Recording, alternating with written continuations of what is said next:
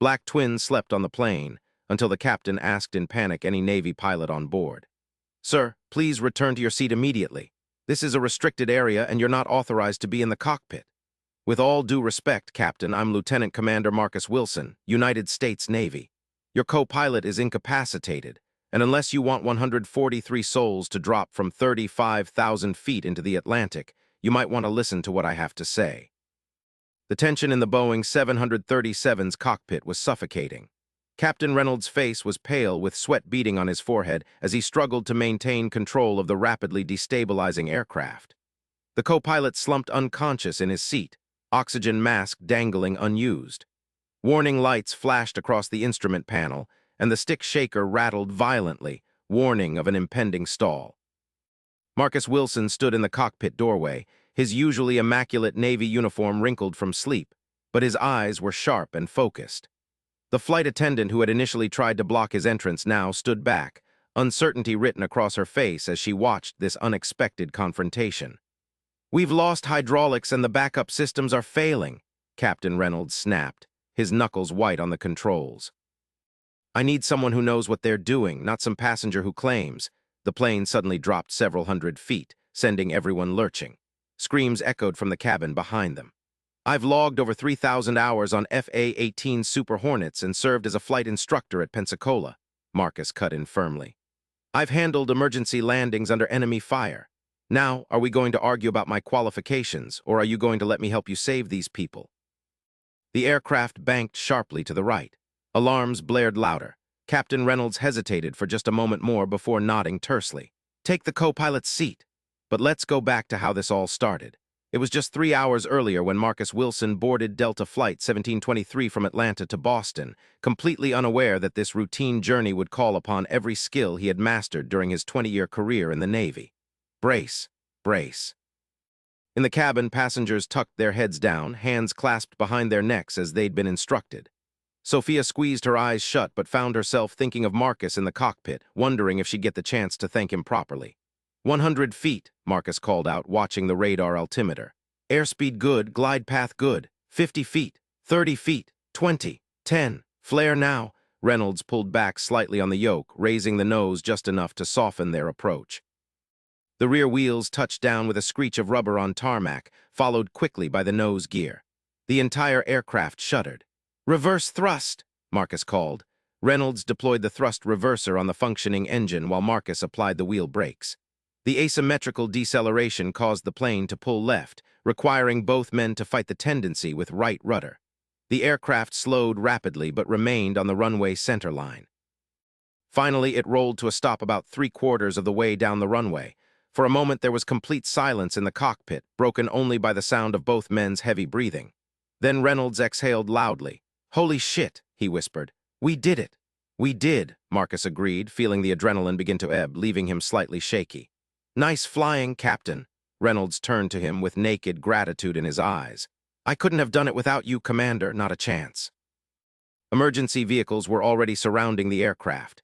The cabin door would soon be opened, and passengers evacuated as a precaution. "I should check on the passengers," Reynolds said, unbuckling his harness. "I'll stay with your co-pilot until medical help arrives," Marcus offered. Reynolds nodded and squeezed Marcus's shoulder before heading into the main cabin. As soon as the captain appeared, a spontaneous round of applause erupted from the relieved passengers. Marcus stayed in the cockpit, monitoring the unconscious first officer's pulse and breathing until paramedics arrived to take over. Only then did he step into the cabin, where the evacuation was proceeding in a remarkably orderly fashion. Sophia spotted him immediately and broke into a wide smile. Even Richard Hargrove, waiting his turn to exit, extended his hand to Marcus. "I owe you my life," the businessman said simply, humbled by the experience. "We all do." Marcus shook his hand. "Just doing what I was trained to do." As the last passengers disembarked down the evacuation slides, Marcus's phone, which he'd forgotten in his seat pocket, began to ring. It was Malcolm. "Marcus, where are you? Your flight landed 20 minutes ago, but you're not at the terminal." His brother's voice held a note of annoyance. "Malcolm," Marcus said, suddenly realizing his brother had no idea what had happened. "I'm in Providence. There was an incident on the flight.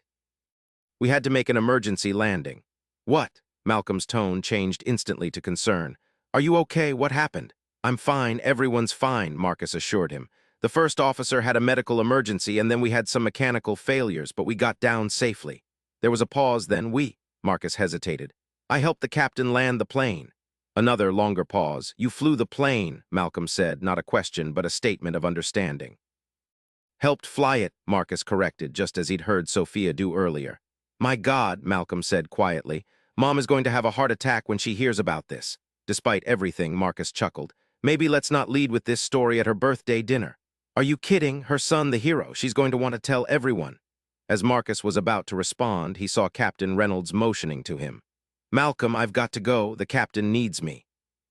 Can you pick me up in Providence instead? I'm already in the car, Malcolm said without hesitation. Text me the details, and Marcus. Yeah, I'm proud of you, brother, really proud. The simple words hit Marcus with unexpected force. In all their years of sometimes strained relations, he couldn't remember the last time Malcolm had said those words to him. Thanks, he managed. See you soon. He hung up and walked over to where Captain Reynolds was standing with several airline officials and emergency responders. Commander Wilson, Reynolds said formally, these gentlemen would like your statement about what happened. The debriefing took over 2 hours. By the time Marcus was free to leave, the airport had returned to normal operations, though Delta Flight 1723 remained cordoned off on a remote part of the tarmac, surrounded by maintenance personnel and investigators. As he walked through the terminal, several passengers from the flight recognized him and approached to express their gratitude. Sophia Chen was among them, waiting near the exit. I wanted to say a proper thank you, she said, holding out her hand, and maybe buy you a coffee sometime if you're ever in Boston again. Marcus smiled and took her hand. I'd like that. I visit my mother regularly, so I'm there often. Your mom lives in Boston? Sophia asked. Yes, with my brother. Actually, he should be waiting outside to pick me up. As if on cue, Marcus's phone buzzed with a text from Malcolm. At passenger pickup, black Tesla.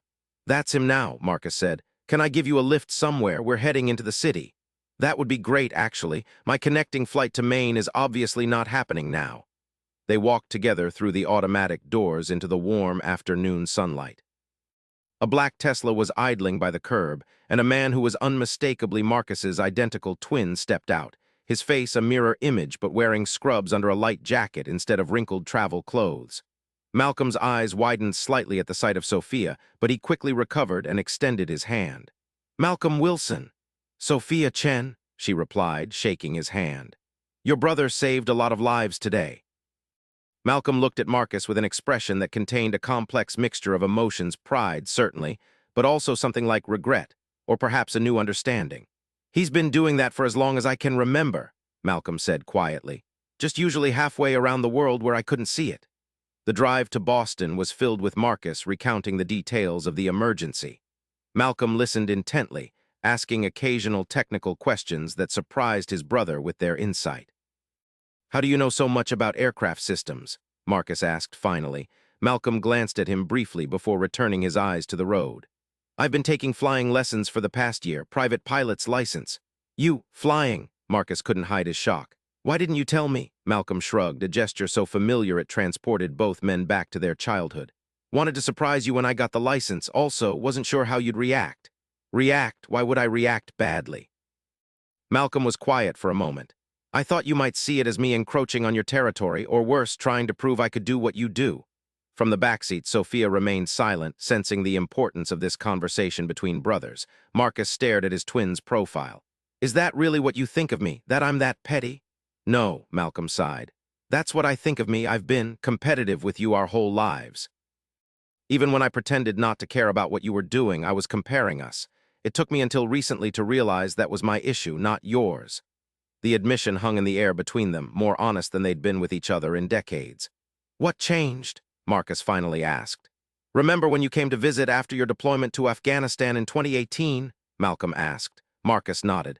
You were busy with some big research project. We barely saw each other. I wasn't busy, Malcolm admitted. I was avoiding you, because a week before I'd lost a patient on my operating table, young guy about the same age as those Marines you told me about saving after an IED hit their convoy. He paused, gripping the steering wheel tighter. I saved one life in a sterile OR with a full team and every piece of equipment I could ask for. You saved 4 in the dirt with a med kit and your bare hands. I felt inadequate. Marcus was stunned into silence. He'd never imagined his accomplished brother, with his prestigious career and accolades, could feel inadequate compared to him. "Malcolm, you're one of the top neurosurgeons in the country. You've saved countless lives." "I know," Malcolm said. "Logically, I know that, but there was always something about the directness of what you do, the immediacy, the absolute clarity of purpose." He glanced at Marcus again. "It took therapy and a lot of self-reflection to realize I was projecting my own insecurities. Flying lessons were part of my attempt to step outside my comfort zone, to understand your world better." Marcus felt a lump form in his throat. All these years, he'd assumed Malcolm looked down on his military service, saw it as a lesser path than his prestigious medical career. To discover the opposite was true was overwhelming. "For what it's worth," Sophia said gently from the backseat, breaking her silence, "as someone who benefited from both your skill sets today, I'd say the world needs both kinds of heroes." Both brothers laughed, the tension broken. "She's right," Marcus said. "Always has been. Remember what Mom used to say? You boys are two halves of the same heart." Malcolm nodded, his eyes suspiciously bright. "She's going to be over the moon to have us both at her party tomorrow. Even more so when she hears about today's adventure." "Speaking of your mother," Sophia interjected, "I'd be happy to make my own way from here. I don't want to intrude on your family reunion." "Nonsense," Malcolm said immediately. "After what you've been through, the least we can do is get you situated. We'll drop you wherever you need to go." "Actually," Marcus turned in his seat to look at Sophia, "why don't you join us for dinner tonight? Nothing fancy, just at Malcolm's place." "You'd be more than welcome." Malcolm nodded in agreement. "Absolutely. In fact, I insist." Sophia hesitated, then smiled. "That would be lovely, thank you." As they drove through Boston, the conversation flowed more easily than it had between the brothers in years. Malcolm asked about the emergency landing in more detail, genuinely interested in the technical aspects, while Marcus inquired about Malcolm's flying lessons with equal enthusiasm. When they arrived at Malcolm's brownstone in Beacon Hill, they were greeted by an elegant woman in her 70s who embraced Marcus tightly. "My boy," Eleanor Wilson said, stepping back to look at her son. "You're a day early. What a wonderful surprise." "Change of plans, Mom," Malcolm explained, ushering everyone inside. "And quite a story to go with it." Over dinner, Marcus recounted the events of the flight, downplaying his own role somewhat out of modesty. Eleanor listened with her hand pressed to her heart, eyes wide. "The Navy training really kicked in," Marcus concluded. "Captain Reynolds did most of the actual flying. I just provided some guidance." "That's not how the other passengers see it," Sophia added. "Everyone on that plane knows we wouldn't be here without you." Eleanor reached across the table and squeezed her son's hand. "I always knew your flying would save lives. I just thought it would be in combat, not on a commercial flight to Boston." "The skills translate," Marcus said simply. Later that evening, after Sophia had been set up in the guest room and Eleanor had retired to bed, the brothers sat in Malcolm's study with glasses of bourbon. "You know," Malcolm said, swirling the amber liquid, "I've spent my whole career being Dr. Wilson. Today, for the first time, I was Marcus Wilson's brother, and I was completely okay with that." Marcus smiled. "Enjoy it while it lasts. Tomorrow you'll be back to being the fancy doctor, and I'll just be the retired Navy guy again." Malcolm shook his head. "Not to Mom, not to me, not anymore." He raised his glass. "To my brother who reminded me today what true courage looks like." Marcus clinked his glass against his twins. "To both of us finally figuring out how to be brothers again." They sat in comfortable silence for a moment before Malcolm spoke again. "I was thinking, after Mom's party tomorrow, maybe you could come up to the airfield with me. See the Cessna I'm learning on. Maybe even go up together if the weather's good." Marcus felt a warmth that had nothing to do with the bourbon. "I'd like that. I'd like that very much." The next day, Eleanor Wilson's 75th birthday party was a joyous affair. Friends and family gathered to celebrate, and the story of Marcus's heroism on Flight 1723 was told and retold. Eleanor beamed with pride, but what made her happiest, she confided to Sophia, was seeing her sons together, laughing and talking like they hadn't in decades. "They were always so different," she said, watching them across the room. "Malcolm, the serious one, always with his nose in a book. Marcus, always outside, always in motion. Their father and I worried sometimes about how far apart they might drift." "They seem close now," Sophia observed. Eleanor smiled knowingly.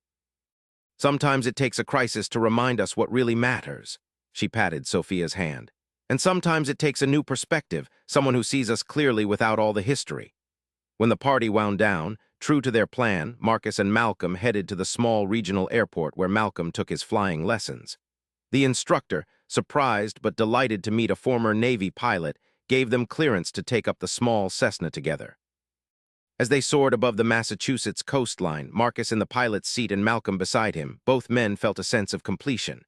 The brothers who had once built model planes together were finally flying together for real. "You're a natural," Marcus commented as Malcolm took the controls for a while. "Must run in the family." "Half the same heart, remember?" Malcolm replied with a smile.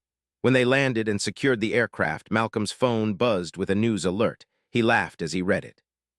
"What?" Marcus asked. Malcolm held up the phone. "Looks like your famous brother. Retired Navy pilot helps land commercial flight after emergency." "There's video from passengers all over social media." Marcus groaned. "Great, so much for a quiet retirement." "Oh no," Malcolm said, scrolling through the article.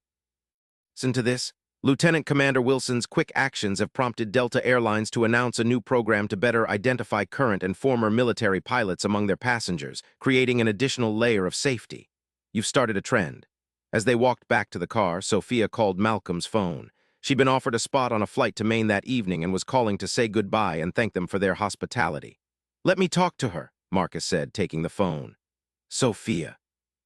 "It's Marcus. Listen, instead of rushing off to Maine tonight, why don't you let me show you around Boston tomorrow? There's a great exhibit at the Museum of Fine Arts I think you'd enjoy." Malcolm raised an eyebrow but said nothing as Marcus made plans to meet Sophia the following day. When he hung up, Malcolm was smiling knowingly. "What?" Marcus asked defensively. "Nothing," Malcolm replied innocently. "Just thinking that when you came to Boston for Mom's birthday, I didn't expect you'd be landing a plane, healing our relationship, and getting a date all in the span of 48 hours. Marcus laughed. "It's not a date." "Sure it's not," Malcolm teased. "Just like I'm not a pilot." "You're not. You're a pilot in training," Marcus corrected, falling easily into the brotherly banter that had been missing from their lives for too long. "And you're a hero in denial," Malcolm countered. As they drove back toward the city, the setting sun painted the sky in shades of orange and purple. Marcus thought about the strange series of events that had led to this moment. How a near disaster had somehow helped heal the rift between him and his brother, possibly started a new chapter in his personal life, and reminded him that even in retirement, the skills and courage he'd developed over his career still mattered. "You know," he said thoughtfully, "for most of my life I defined myself by what made us different. Navy versus medicine, action versus thought. But today up there," he gestured toward the sky, "I realized what we have in common is more important." "And what's that?" Malcolm asked. "We both chose paths where we take responsibility for other people's lives, different methods, same purpose." Malcolm nodded slowly. "Two halves of the same heart." "Mom was right all along," Marcus agreed. As they pulled up to Malcolm's brownstone, Alina was waiting on the porch, her face lighting up at the sight of her sons arriving together, a sight she had waited decades to see. "My boys," she called out, arms extended. "Together at last." The twins exchanged a look of understanding before joining their mother, each taking one of her hands. "Some journeys," Marcus reflected, "take you exactly where you need to go, even when the flight plan changes along the way. Thank you for listening." If this story touched you, please subscribe and share your thoughts in the comments.